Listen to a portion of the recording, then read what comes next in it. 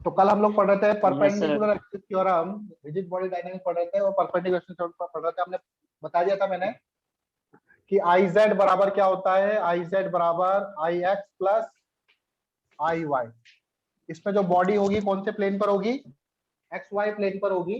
तो Z axis के along और इनके जो इंटरसेक्शन पॉइंट है उस इंटरसेक्शन पॉइंट से ये एक्सिस पास होनी चाहिए। जैसे यहाँ पर मुझे इसके अलोंग मोमेंट ऑफ इनर्शिया पता है, इस एक्सिस के अलोंग जेड एक्सिस के अलोंग मोमेंट ऑफ इनर्शिया पता है, मुझे ये वाला आई निकालना है, ये वाला आई निकालना है। तो मैंने बताया था कल कि ये आई और ये आई दोनों सेम होंगे, अलग अलग होंगे? सर अलग अलग होंगे। दोनों सेम होंगे। कैसे? तो कल मैं एग्जांपल दे रहा था, सपोज करो ये डिस्क है, ये डिस्क ऐसे रोटेट कर रही है, तो ये जेड एक्सिस के अलोंग है। ये बॉडी कौन से प्लेन में हुई, एक्स वाई प्लेन में। ये आपका ऊपर जो जा रहा है जेड एक्सिस है।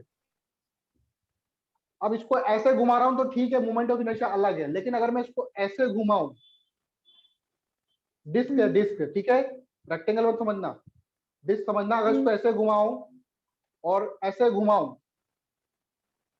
बात समझ में आ रही है? एक एक्सिस ऐसे, ये वाली एक्सिस समझ लो ऐसे घूम रही है और ये वाली एक्सिस ऐसे घूम रही है, क्या दोनों के अलग मोमेंट ऑफ इनर्शिया अलग अलग होगा? मास तो इक्वली डिस्ट्रीब्यूट है, चाहे ऐसे लो तो इक्वली मास डिस्ट्रीब्यूट है, चाहे ऐसे एक्सिस लो तो भी इक्वली डिस्ट्रीब्यूट है। Yes, sir. तो मोमेंट ऑफ इनर्शिया भी सेम होना चाहिए। ठीक है, तो आई एक्स और आई वाई दोनों सेम होंगे, तो मैं लिख सकता हूं 2i equal to M R square by 2। तो आई बराबर क्या हो जाएगा, एम आर स्क्वायर बाई 4। बोलो आया समझ में? तो इस एक्सिस के अलावा इसका मोमेंट ऑफ इनर्शिया क्या हो जाएगा, M R square by 4। Ring को देखो, रिंग का मोमेंट ऑफ इनर्शिया क्या होता है, रिंग ले, इस एक्सिस के अलावा रिंग का मोमेंट ऑफ इनर्शिया क्या होता है, एम आर स्क्वायर। बताओ इस एक्सिस के अलावा मोमेंट ऑफ इनर्शिया क्या होगा, जल्दी बोलो। दो एक्सिस ले लो ऐसे, I plus I equal to M R square. Yes sir. Yes sir. इसका क्या होगा, M R Yes, square sir. By 2 हो जाएगा। Yes yes sir. Sir. Yes, sir. आई बात समझ में? जी। नोट कर लो इसको। Yes, sir.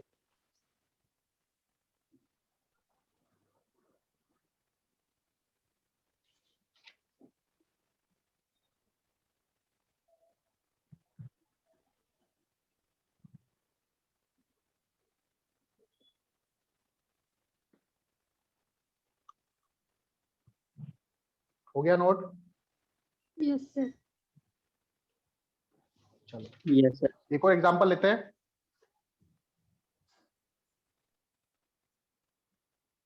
शीट का लेता हूं एग्जांपल।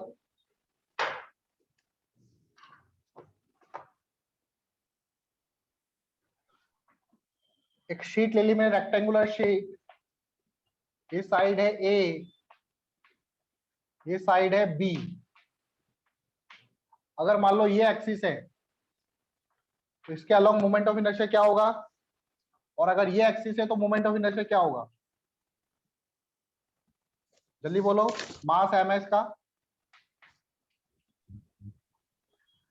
एम ए रॉड की तरह ट्रीट कर सकते हैं ना, yes sir. M A square by 3।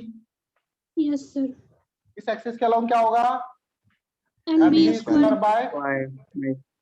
3. अच्छा इस एक्सिस के अलोंग क्या होगा, ये दोनों के परपेंडिकुलर है, दोनों का सम। दोनों का सम दोनों का radial. Yes, sir. M A square by 3 plus M B square by 3। अच्छा इस एक्सिस के अलोंग क्या होगा, इस एक्सिस बीच बीच में से जा रही है, बताओ। M A square by MS sir 12। 12। इस एक्सिस के अलोंग क्या होगा, एम बी स्क्वायर बाय 12। इस एक्सिस के अलोंग क्या होगा, दोनों का sum. Yes sir. Yes, sir. Yes, sir. इस एक्सिस के मत लो, इसके लो, ये एक्सिस। तो ये है एम ए स्क्वायर बाई 3, ये है एम बी स्क्वायर बाई 12। तो M A square by 3 plus M B square by 12 इस एक्सिस के along M A square by 3 12 plus M B square by 12 इस एक्सिस के along M A square by 12 plus M B square by 3। By 3. बोलो समझ गए? Yes, sir. Yes, sir. Perpendicular axis theorem से हम कहीं से भी क्या निकाल सकते हैं? मोमेंट ऑफ इनर्शिया, लेकिन सिर्फ प्लेनर बॉडीज में।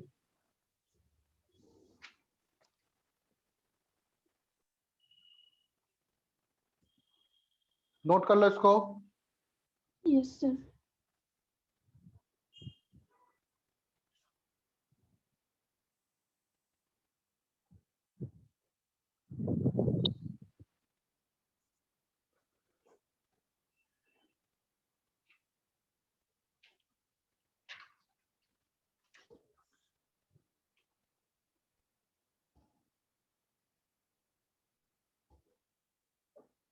हो गया?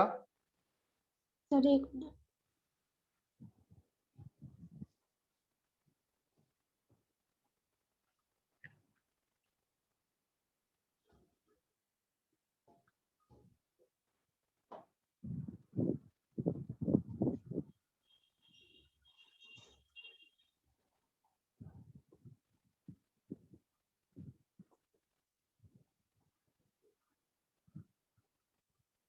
Yes, sir. Yes, चलो, yes, sir. Perpendicular axis theorem के बाद आता है parallel axis theorem.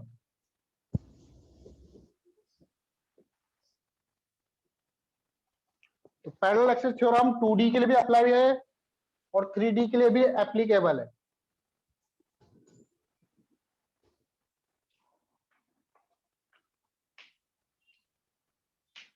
Parallel axis theorem, कोई बॉडी ले लेते हैं, रिजिड बॉडी।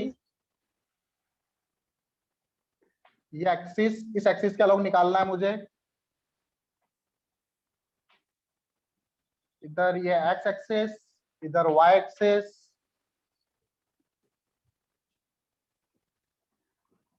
ठीक है, और ये जेड एक्सिस। ये जो बॉडी है, इस बॉडी का सेंटर ऑफ मास सपोज करो यहां पर है। क्या है यहाँ पे? Center of mass. Centre of मास, ठीक है। तो इसके कोऑर्डिनेट देखूंगा मैं, इसके कोऑर्डिनेट होंगे x C comma Y C, यही होंगे। Yes, sir. Yes, और यहां से यहां तक की डिस्टेंस मान लो डी। तो डी बराबर क्या हो जाएगा? एक्स सी का स्क्वायर प्लस वाई सी का स्क्वायर, जी सर। ठीक है। डी लिख लो साइड में, डी हो जाएगा एक्स सी का स्क्वायर प्लस वाई सी का स्क्वायर का रूट। अब मुझे इस एक्सिस के अलोंग मोमेंट ऑफ इनर्शिया निकालना है। तो देखो क्या करूंगा मैं, एक मास ले लो यहाँ पे, स्मॉल मास bm। इसके कोऑर्डिनेट अकॉर्डिंग टू दिस, ये ओरिजिन है, तो इसके कोऑर्डिनेट हो गए एक्स वाई।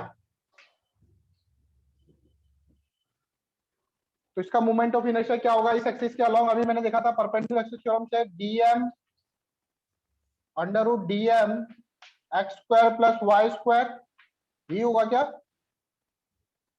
इस एक्सिस के अलोंग पूरी बॉडी का मोमेंट ऑफ इनर्शिया। yes, छोटे से sir. मास का मोमेंट ऑफ इनर्शिया निकाल लो। यहाँ से डिस्टेंस क्या होगी? X square plus Y square का अंडर रूट, उसका स्क्वायर कर देंगे तो X square plus Y square. अब ध्यान से देखो, क्या इस एक्स को मैं एक्सी प्लस, मान लो यहां से ये जो सेंटर ऑफ मास से इसकी ये डिस्टेंस है एक्सी और ये डिस्टेंस है वाई सी डैश।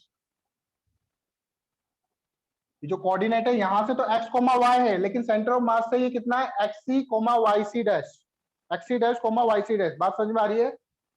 तो x को मैं लिख सकता हूं सेंटर ऑफ मास के coordinate plus x dash, y को लिख सकता हूं मैं yc plus y dash,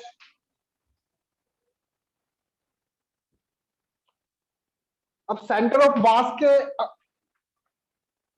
along अगर मूवमेंट ऑफ इनर्शिया निकालू मैं, आई CM,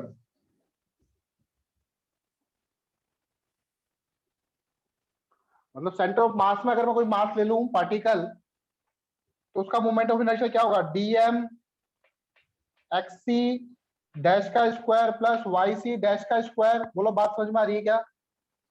Yes, sir. Yes, sir. Sorry, xc dash नहीं, xc डैश नहीं आएगा, सॉरी। आईसीओम का मतलब है अगर मैं इसको एक्सिस बना लूं, सेंटर ऑफ मास को, उसके अलोंग मूवमेंट ऑफ इनर्शिया, यहां से इसकी डिस्टेंस कितनी है, ये एक्सी डैश मत करो, मैंने एक्सी करा ना, एक्स डैश और वाई डैश, एक्स डैश का स्क्वायर प्लस वाई डैश का स्क्वायर। अगर सेंटर ऑफ मास को मैंने ओरिजिन मान लिया, तो यहां से इसकी डिस्टेंस कितनी है, एक्स डैश और वाई डैश। सर अब axis of rotation centre of mass से पास करेगा। हाँ, अब अगर सेंटर ऑफ मास से अगर एक्सिस ऑफ रोटेशन पास हो रहा है, तो उसका सेंटर ऑफ मास से in the moment of inertia क्या होगा, under root, sorry, integral DM X dash का स्क्वायर प्लस वाई डैश का स्क्वायर। आई बात समझ में? क्या x की जगह X C plus X dash लिख सकता हूँ, y की जगह Y C plus Y dash लिख सकता हूँ? Yes, sir. तो यहां से आ जाओ वापस से, I बराबर dm X C plus X dash का स्क्वायर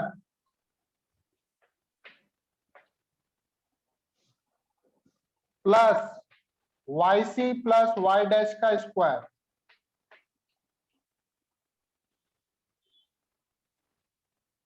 ठीक है, बड़ा ब्रैकेट।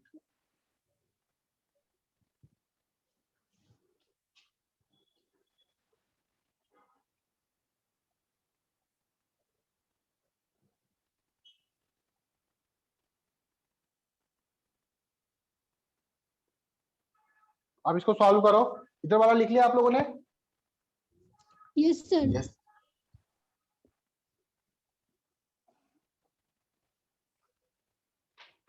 तो इसको सॉल्व करेंगे, देखो क्या मिलेगा आपको,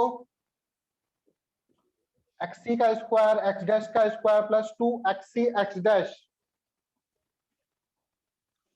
तो मैं लिखूंगा इसको इंटीग्रल डीएम एक्स सी का स्क्वायर प्लस वाई सी का square plus integral DM X dash का स्क्वायर प्लस वाई डैश का square plus 2 DM, sorry X C भी बाहर आ जाएगा,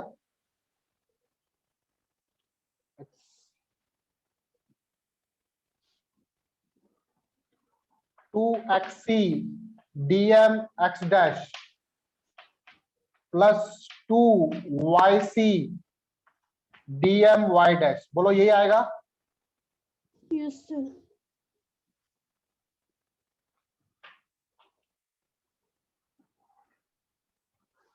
तो देखो dm x डैश का स्क्वायर प्लस y डैश का स्क्वायर क्या है, आईसीएम। इसको आईसीएम लिख देते हैं। Yes, sir.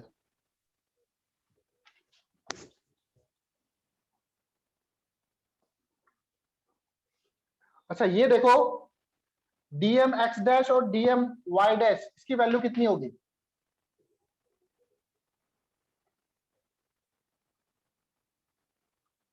x dash dm y dash dm की वैल्यू क्या होगी? आपने सेंटर ऑफ मास में एक फॉर्मूला पढ़ा होगा, क्या फॉर्मूला था सेंटर ऑफ मास में? एक्सीएम बराबर होता है एक्स डीएम बाय डीएम। सुना है कभी? Yes sir. ये क्या आता था? सेंटर ऑफ मास की पोजीशन। सेंटर ऑफ मास की पोजीशन कहां से? जहां पर आप ओरिजिन मान रहे हो।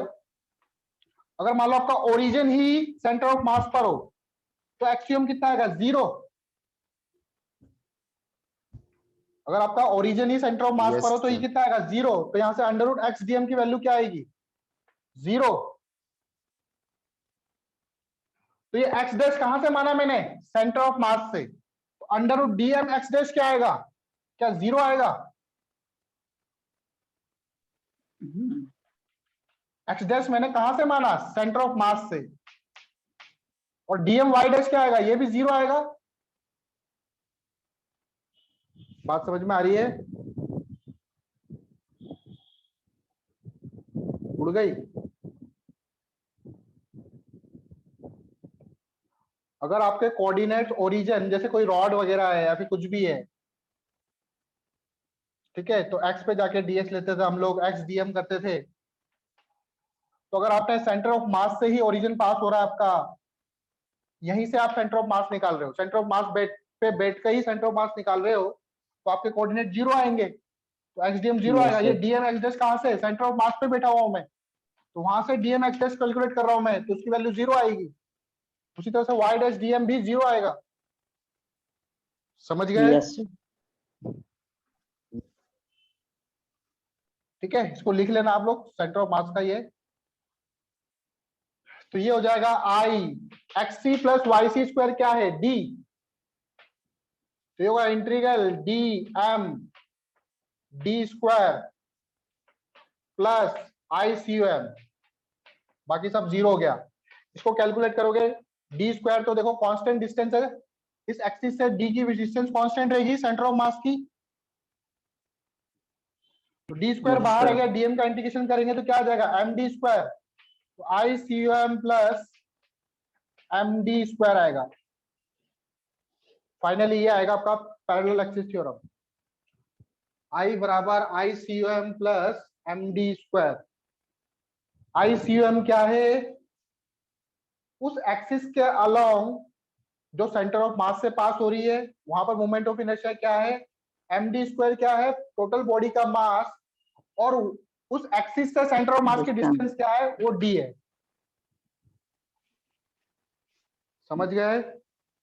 Yes, sir. Yes, sir.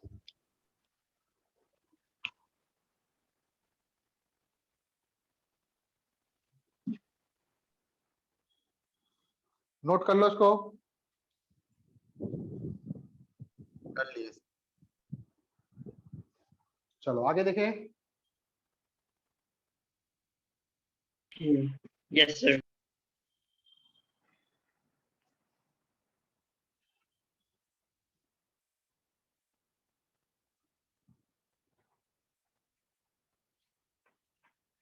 तो यहाँ पे लिखो, जो आई सी यू एम है वो कहां से पास होना चाहिए? Should be pass through